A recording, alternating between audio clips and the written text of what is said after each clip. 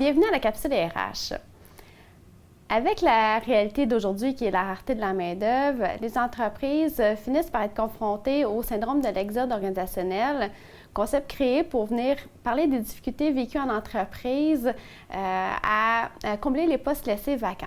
Et ça amène son lot de symptômes qui sont les pertes de temps, les pertes d'argent, les pertes de savoir organisationnel et les pertes de bien-être au travail. Ce sont des symptômes qui sont tous interreliés. Pour mettre en place un plan d'action réaliste et concret, l'entreprise peut miser sur la molécule RH, qui va être à la base de son analyse organisationnelle. Dans la molécule RH, on y retrouve un élément qui est le climat.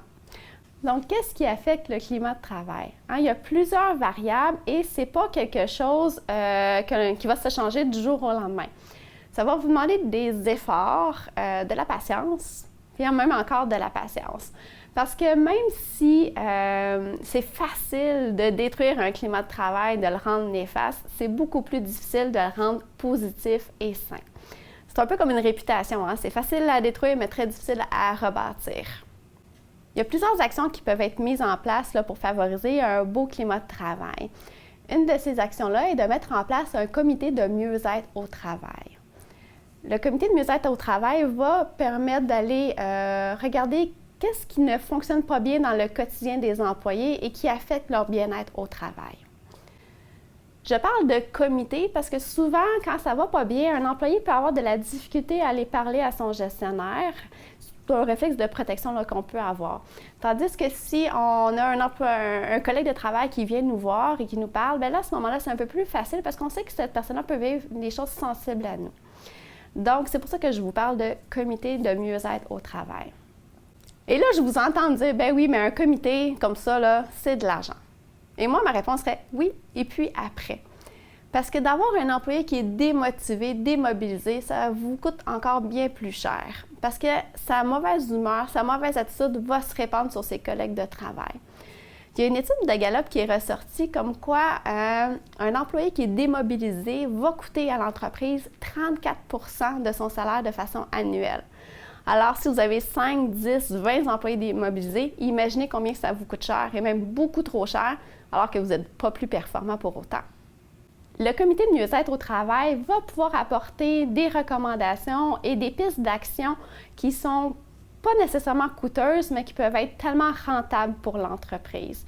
Et si la direction s'engage à vraiment soutenir le comité de mieux-être au travail, bien, ça va permettre d'être beaucoup plus efficace et on va pouvoir mettre beaucoup plus facilement en place les différentes actions qui vont avoir été suggérées. Je vous suggère aussi de mettre dans votre comité un employé qui est de la direction. Comme ça, il va pouvoir s'assurer que le bien-être de l'entreprise est aussi tenu en compte. Du côté de la gestion de vos ressources humaines, il y a bien sûr toutes les politiques que vous pouvez mettre en place. Il y a la politique contre le harcèlement au travail. C'est dans la loi, vous devez en avoir une. Et même si c'est dans la loi, malheureusement, il y a trop peu d'entreprises qui en ont une. Ou s'il y en a une qui ne l'ont pas mise à jour récemment avec les différentes nouveautés à la loi, qui ne l'ont pas nécessairement communiqué aux employés ou qui ne la mettent tout simplement pas en action. Donc, si vous faites partie de ces entreprises, je vous dirais que ne tardez pas à aller chercher de l'aide pour pouvoir vous mettre à jour à ce niveau-là parce que vous pourriez recevoir une plainte au nom du travail et même des amendes. Donc, mieux vaut prendre l'action maintenant. Une autre politique que vous pouvez mettre en place est une politique pour un climat de travail sain. Donc là, on est beaucoup plus dans le positif et moi, ça m'interpelle davantage. Qu'est-ce qu'on peut inclure dans une politique comme celle-là? Bien, ce sont des actions quotidiennes pour favoriser de bonnes interactions entre collègues de travail. Je vous donne un exemple. Je suis certaine que ça vous est déjà arrivé d'avoir des collègues de travail qui ne sont même pas capables de dire bonjour le matin quand ils arrivent et bye quand ils quittent le soir. Pourtant, c'est 3 petits mots faciles à dire. C'est quelque chose qu'on peut facilement instaurer et c'est à la base même de la politesse. Quand on parle de politesse, moi, il y a quelque chose que j'aime bien mettre en place dans cette politique-là et c'est une charte de la civilité. Donc, c'est une charte qui peut être bâtie, et là, même par votre comité de mieux-être au travail que vous allez mettre en place, Donc, cette charte-là peut être affichée un peu partout, dans les aires communes, les aires de repos, dans les bureaux. Et ça rappelle à chacun comment est-ce qu'on veut interagir ensemble. Donc, ça, c'est un élément qui peut être important à venir ajouter dans votre entreprise. Dans une autre perspective, les activités sociales sont un bon outil pour pouvoir favoriser un bon climat de travail. On ne parle pas nécessairement d'activités qui sont très innovantes, très farfelues ou quoi que ce soit, mais il faut rechercher des activités qui vont venir rejoindre l'ensemble des employés. Alors, si vous pensez à une activité qui est beaucoup plus physique, bien, c'est sûr que ce n'est pas tout le monde qui est très physique, qui aime beaucoup l'activité, d'aller dehors, quoi que ce soit. Donc, essayez de trouver des choses qui vont venir plaire un peu à la majorité des gens et vous pouvez en faire différentes pour justement s'assurer que tout le monde ait du plaisir à y aller. Parce que si vous en faites juste une et qu'il n'y avait pas cherché tout le monde, mais il y a certains de vos employés qui vont peut-être y aller à reculons parce qu'ils disent, bien là, c'est payé par l'entreprise, puis ça me fait sortir du bureau dans les heures de travail, donc ils y vont, mais ils ne participent pas vraiment. Donc, ça n'aura pas l'effet escompté. Vous pouvez même faire un sondage organisationnel pour venir voir quels sont les intérêts des gens, tester différentes idées. Ça peut vous faire sauver beaucoup de temps de brainstorming et aussi d'argent que vous aurez gaspillé dans des activités qui n'auront pas plu aux gens.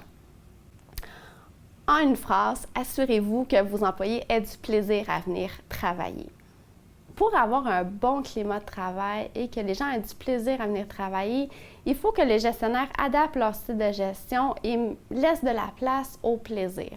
Là, quand je parle de plaisir, ce n'est pas nécessairement de se mettre à rire aux éclats, de faire des blagues à tous les jours. C'est plus de mettre des actions qui vont faire en sorte que les gens vont avoir le goût, le plaisir de venir travailler le matin au lieu d'y aller à reculons. La performance par le plaisir est constituée de 12 composantes. Donc, ça devient une philosophie de gestion vraiment axée sur l'être humain. Quand on parle de main-d'œuvre, on parle de personnes, on parle d'être humain. Donc, en mettant en place des actions pour favoriser le plaisir au travail, on met en place des activités sociales, de bonnes politiques pour assurer un climat sain. Mais enfin, on va s'assurer que nos employés soient heureux de venir travailler et qu'ils vont devenir des personnes qui vont parler en bien de l'entreprise et qui vont attirer et séduire les futurs employés de l'entreprise. C'était Anne-Marie pour la capsule RH.